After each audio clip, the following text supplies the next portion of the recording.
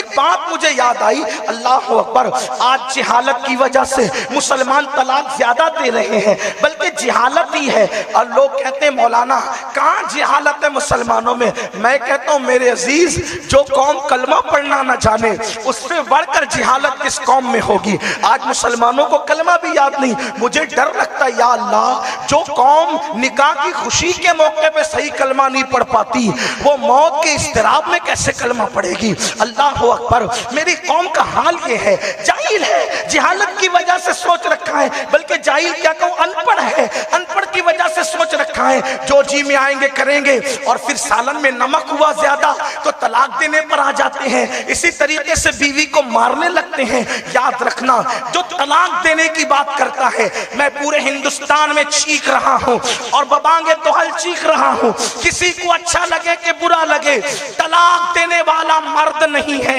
तलाक देने वाला ना मर्द है। जो मर्द होता है वो कभी तलाक नहीं देता, हमेशा तलाक ना मर्द लोग दिया करते हैं, इसलिए कि जो मर्द होगा वो बीवी के गुस्से को पिएगा, वो बीवी के जुल्म पे सब्र करेगा। और आपको बताऊं, बीवी के जुल्म पे सब्र करने वाले कहां पहुंचे।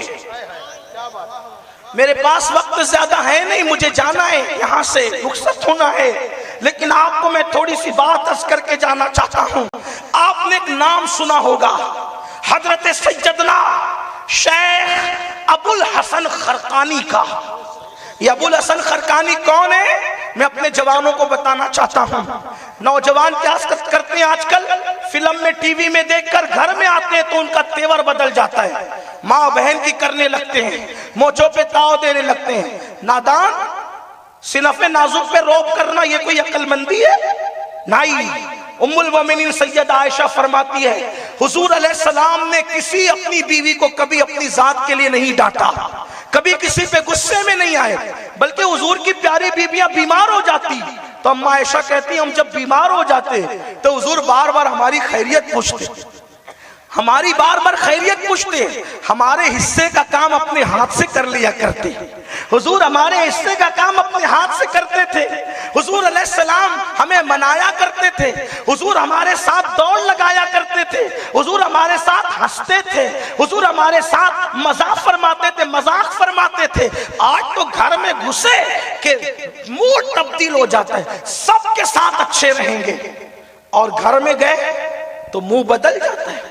मेरे आका अलैहिस्सलाम फरमाते हैं, औरत की इज्जत, मेरे आका का फरमान है, मैं नहीं कह रहा हूं, बुरा मत मानना, और मान भी लिए तो मुझे कोई फर्क नहीं पड़ता, अगर हक कहने में किसी को बुरा लगता है तो मुझे कोई फर्क नहीं पड़ता। आका फरमाते औरत की इज्जत सिर्फ शरीफ लोग करते हैं, शरीफ, कमीने लोग औरत की इज्जत नहीं करते। जो औरत की इज्जत करना नहीं जानता उसको हमारे तुम्हारे नबी ने कमीना कहा। उससे बढ़कर कमीना कौन है, जिसको रसूलुल्लाह कमीना कहते हैं। बीवी को छोड़ छोड़ करने की बात करने वालों, जो बीवी की इज्जत ना करे, हुजूर कहते वो कमीना है।